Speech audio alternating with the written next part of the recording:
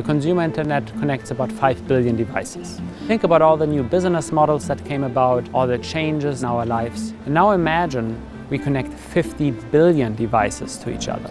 Devices that run manufacturing floors, that run energy plants, that run healthcare systems. What kind of value can they create in the world? What kind of business models can happen through this? We need businesses to rethink their business models. You got to start looking differently at your consumer relationship, the way you price your products, the way you provide the services, and increasingly we see you don't pay for a product per se, but increasingly you pay for a service.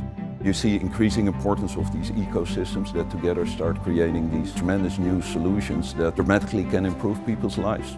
We can really increase the utilization rate of products. Today, the utilization rate of cars is maybe 15%. Half of the time is used to search for parking spaces or standing in traffic jams. Using data and software, we will be enabled to automate driving. We will bring up the utilization rate, and I think the same might happen to the industry. We will see devices that no longer fail or are repaired before the failure happens. And that will change the way that we buy products, it will change the way we rent products, it will change the way we think about products.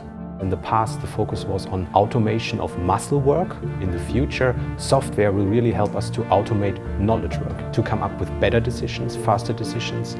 The skill set required for jobs in manufacturing will dramatically change. We would see far more white-collar workers in factories than what we have today. We will see many products being offered as services. Some people estimate that the industrial Internet of Things is as big as the entire US economy. Capturing that benefit, creating the right framework, engaging the right parties is essential so that at the end of the day, the benefits can outweigh the risks. There are some pretty significant questions that leaders within those organizations have.